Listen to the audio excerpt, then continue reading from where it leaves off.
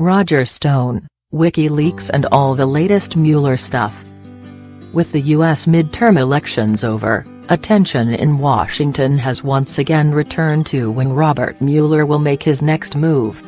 There was some speculation that the special counsel would move quickly after the election. That hasn't turned out to be the case, but this week has brought some clues on what is to come. 1. What Roger Stone knew. On Tuesday, multiple U.S. media outlets reported on what appears to be a draft plea deal that was presented by the special counsel's office to Jerome Corsi, a conservative author and a former employee of the conspiracy website InfoWars. The agreement, which closely resembles documents filed by Mr. Mueller's team in other cases, says that longtime Trump associate and former campaign advisor Roger Stone, identified as Person 1, asked Mr. Corsi on 25 July, 2016, in the middle of the presidential campaign season, to reach out to WikiLeaks founder Julian Assange days after the group had released hacked Democratic National Committee emails and documents. Mr. Stone, according to an email cited by the agreement, wanted to find out what other illicitly gained information WikiLeaks, Organization 1, possessed. On 2 August, Mr. Corsi emailed Stone saying there were 2 new email dumps coming, with damaging information about Mrs. Clinton's health and the Clinton Foundation. WikiLeaks would publish Clinton campaign chairman John Podesta's hacked emails 10 weeks later, complete with some embarrassing details but not on her health or charitable foundation matters. A few weeks after that Corsi email, on 21 August, Mr. Stone sent out a tweet that has become a central part of the investigation into whether anyone connected to Mr. Trump had advance knowledge of the WikiLeaks hacked emails. "Trust me," Mr. Stone wrote, "it will soon be Podesta's time in the barrel." On Tuesday, The Wall Street Journal reported that Mr. Corsi had told a grand jury impaneled by the special counsel that Mr. Stone had asked him to help come up with a cover story for that Podesta tweet. In the draft deal, Mr. Corsi would have pleaded guilty to lying to the FBI about his efforts to contact Mr. Assange, who has confined himself to the Ecuadorian embassy in London to avoid extradition to Sweden for sexual assault charges since August 2012. He would also admit to deleting relevant emails in an effort to obstruct the investigation. Mr. Corsi says he rejected the deal because he did not knowingly lie to investigators and a sealed guilty plea might have resulted in the revocation of his license to work as a financial securities broker. Mr. Stone has confirmed the authenticity of the emails, but he denies having any advance knowledge about the WikiLeaks documents. He told The Washington Post that he was only engaging in political gossip. The special counsel's office has declined to comment on the authenticity of the draft deal or anything else related to this story. In previous indictments, the special counsel has alleged that Russia was behind the hacks of Mr. Podesta and Democratic Party officials, a conclusion echoed by the U.S. intelligence community. It has also asserted that WikiLeaks was the outlet chosen by the Russians to inject the purloined documents into the U.S. political bloodstream during the hotly contested presidential elections. Now, it appears, Mr. Mueller's team is aggressively pursuing inquiries into whether there are any lines that go from WikiLeaks directly to the Trump campaign. Mr. Stone, who has said in the past that he suspects he will be indicted at some point, could be a key piece of the puzzle. 2. What Trump knew. The Corsi news is particularly noteworthy because it pulls the curtain back a bit on the next phase of the Mueller investigation, the heart of his mandate to probe possible ties between Russia and the Trump presidential campaign. It wasn't the only bit of relevant news on the special counsel investigation this week, however. On Wednesday, CNN offered the first possible glimpse at the answers Mr. Trump gave the special counsel in response to written questions related to the Russia probe. The president, according to 2 sources, writes that he did not talk to Mr. Stone about WikiLeaks and had no prior knowledge about the June 2016 Trump Tower meeting between Donald Trump Jr. and other campaign officials and a group of Russians. Mr. Trump Jr. had been told prior to the meeting that the Russians had information that would incriminate Democrat Hillary Clinton, as part of that country's alleged efforts to support the Trump campaign. "If it's what you say, I love it," the eldest Trump son replied in an email.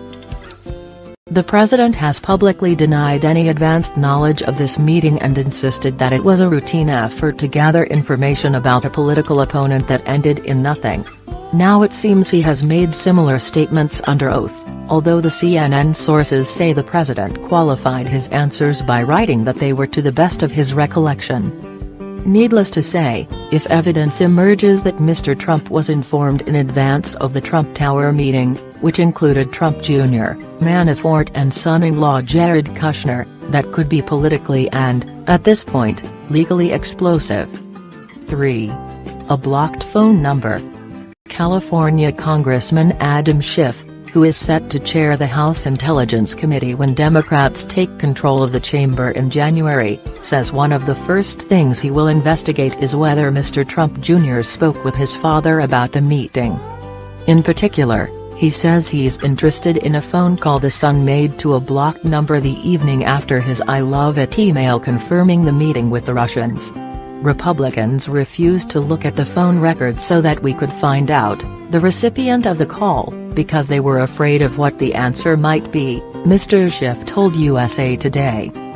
According to an article in Observer.com, however, Mr. Trump Jr.'s attitude toward the inquiry is a yawn. The website, formerly the New York Observer, which Trump's son-in-law Kushner purchased in 2006, cites a friend of Mr. Trump Jr.'s saying the number wasn't blocked, it was private, and that he makes thousands of calls a day and can't be expected to remember each one. 4. Manafort denies meeting Assange. Speaking of explosive revelations, on Tuesday morning The Guardian reported that Manafort met with Mr. Assange at the Ecuadorian embassy in London in 2013, 2015 and March 2016, just as Manafort was pushing to get involved in the Trump campaign. If true, this could be another possible line between WikiLeaks and the Trump team, and would be of considerable interest to the special counsel's office. There are a number of big buts to attach to this story, however. First, The Guardian has weakened the language of the article since it was first published, with the addition of some conditional tenses and words like apparent and might have. Second, WikiLeaks has vehemently denied the story, questioning the author's credibility and threatening a lawsuit for libel against the newspaper. Manafort, as well, has pushed back against the report, saying he never met Mr. Assange. Then again, WikiLeaks and Mr. Assange also denied having any contact with longtime Trump associate Roger Stone, and it later turned out they were in communication in October 2016. Other news organizations have yet to independently confirm any of The Guardian's reporting.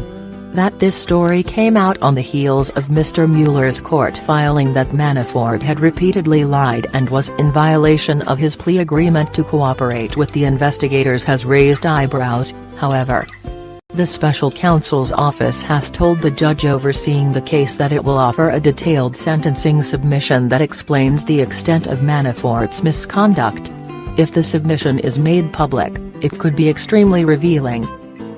But he did go to Ecuador.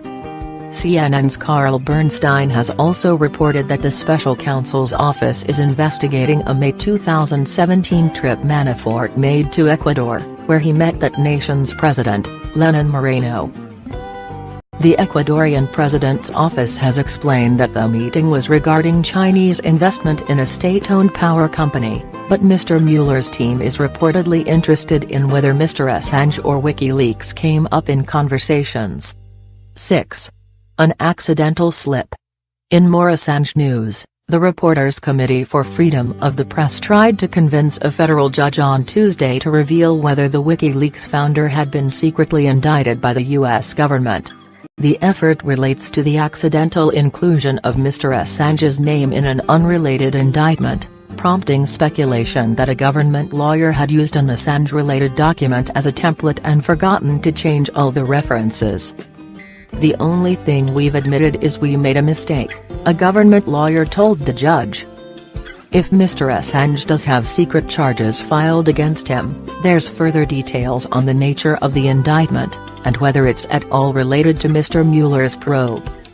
The reporters group makes a compelling argument that the public has a right to know what the charges are now that the cat is 3/4 of the way out of the bag, a lawyer for Assange told ABC News after the lawsuit was filed. The judge said the parties in the case have 2 weeks to make further arguments in the case before she renders her decision. 7. Big Trouble or Big Boost? In his recent book, Trump's Enemy, former Trump presidential campaign manager Corey Lewandowski writes that, for all his grousing about the witch hunt investigation, the president himself feels the Mueller probe has made him politically more powerful. "I think it makes my base stronger," Mr. Trump tells Lewandowski in the book. "I would have never said this to you. But I think the level of love now is far greater than when we won. Will the love still be there after Mr. Mueller is done? It's now closer to the day Mr. Trump could be re-elected than it is to the day he first won. The time is coming when voters will have a chance to prove him right, or wrong."